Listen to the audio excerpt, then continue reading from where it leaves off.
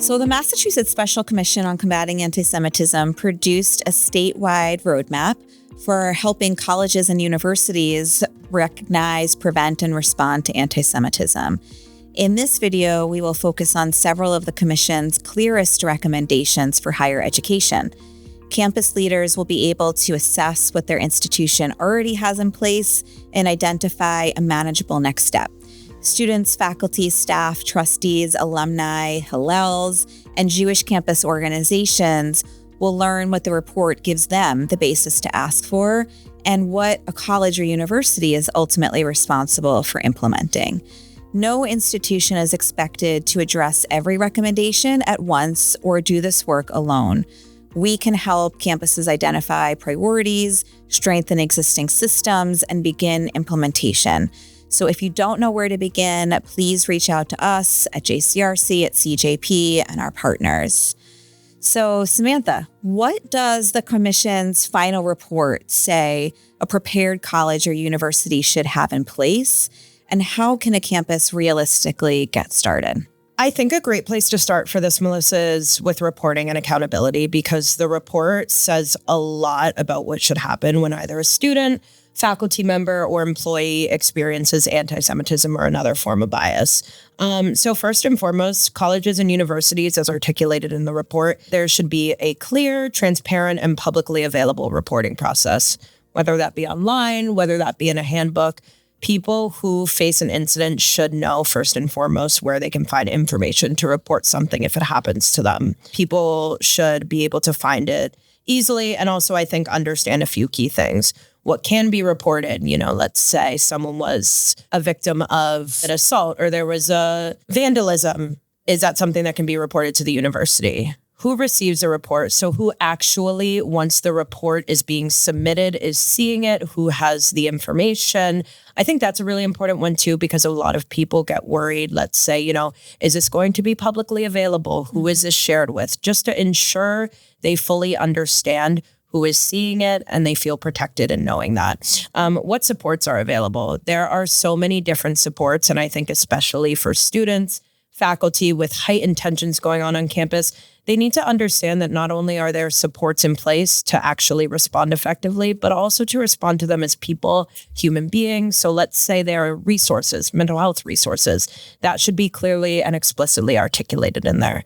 And then also what happens next. Following an incident, that's not, reporting is just the first step. It's not the final step. People need to understand explicitly how once that report is received, what actually happens to get to a clear resolution. Thank you. Super helpful to that too, in ensuring that the reporting is handled appropriately, as universities and colleges should designate a Title VI coordinator or office who's really the central point of responsibility for civil rights compliance, education, and broader institutional response. So that's policies and procedures. What about education and training? What should campus education and training actually prepare people to do? It's really important that within broader anti-bias education training models, frameworks that exist in many campuses and universities already, that they should explicitly include contemporary anti-Semitism. Right. We understand that that's, there's so many different forms in which contemporary anti-Semitism manifests. We see that as a result in incidents that are taking place nowadays. This needs to be explicitly built into those education frameworks already in place. I think a fantastic example of that is the work our partners are doing over at Project Shema, who are incredible trainers in higher education settings is one of them, but also in other settings. They ensure that as part of anti-bias training, they are specifically starting with who the Jews are and how anti-Semitism actually manifests itself today.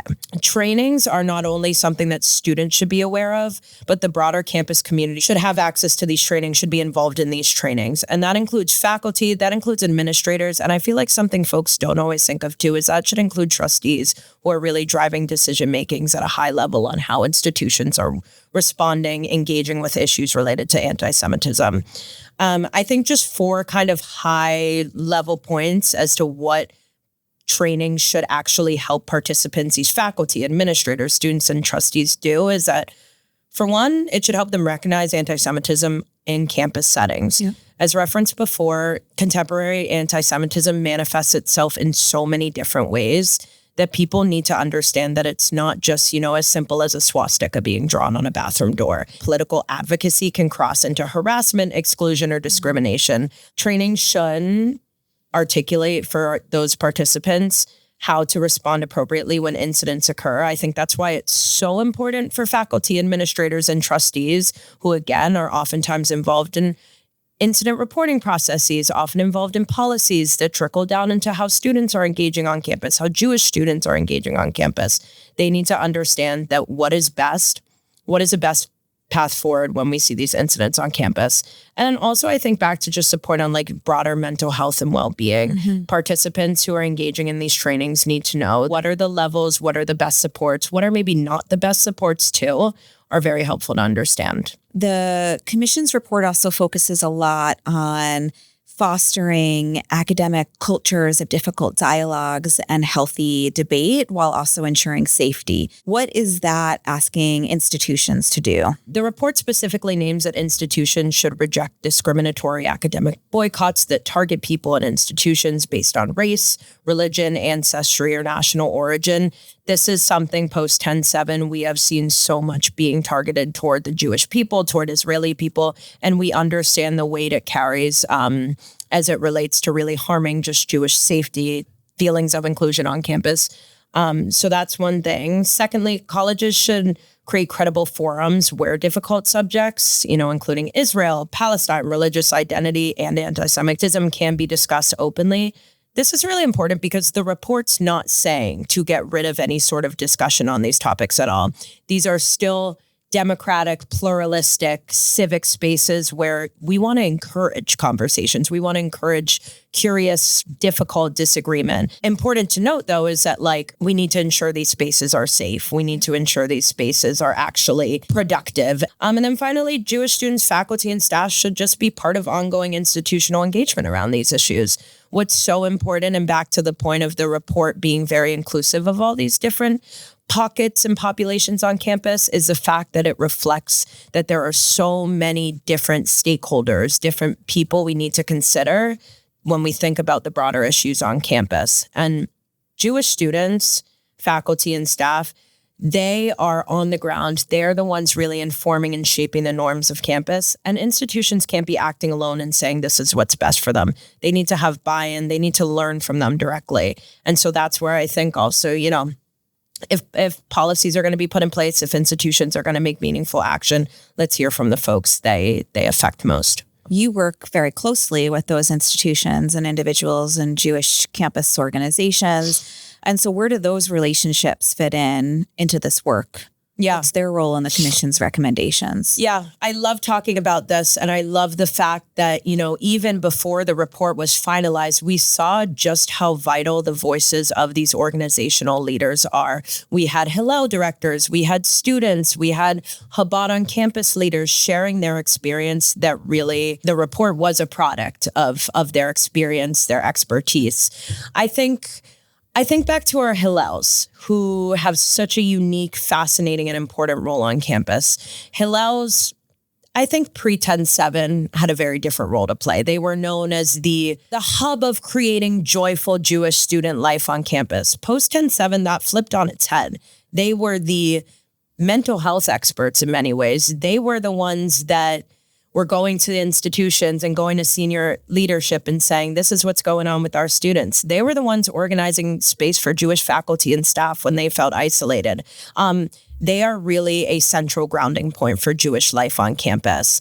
And because of the fact that the report speaks so much about, hearing from folks who are directly involved on the ground and shaping decisions based on that, I think Hillels need to be in the center of the conversation. And so, whether it's, I like to share an example of Boston University, Hillel. Our Hillel director, as well as the managing director over there, have an amazing relationship with the president. And when an incident happens, they get on the phone with her and can advise and say, listen, here's what's going on. Here's how our students feel. Here's what I'd say needs to be done to act appropriately. Those close, connected, just deep relationships can be really helpful before an incident happens, after an incident happens. First, review whether the reporting process at your university is, one, accessible, figure out where it is. I just recommend doing a quick Google search or looking on your university's landing page. Look through it, make sure it's understandable. If you have questions, I imagine that somewhere on that page is a contact person. I encourage you to be in touch with them just so you know, God forbid if anything happens, what you can do moving forward.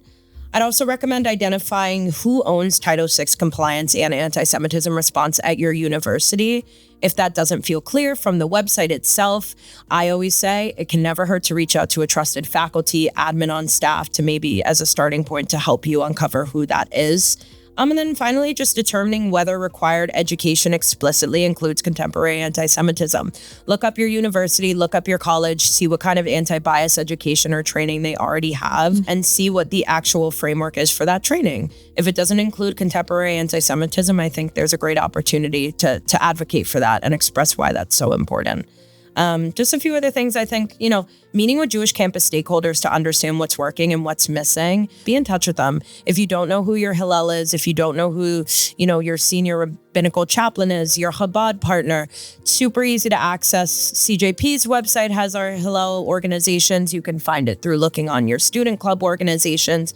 Be in touch with them. Connect the work specifically to a specific commission recommendation. Find one that really feels like it has the potential to move forward on your campus and lean into that. Bring the request to the appropriate administrator, trustee, faculty body, or student affairs office. Just have a constant open dialogue. Great. Thank you so much, Samantha. So really, for anybody who has a role on campus, for a university leader, for a parent, for a student, for a faculty member, and for a Jewish communal organization, everybody has a role to play in identifying gaps that may exist on their campus through policies, through trainings, through relationships, and hopefully moving these recommendations to action.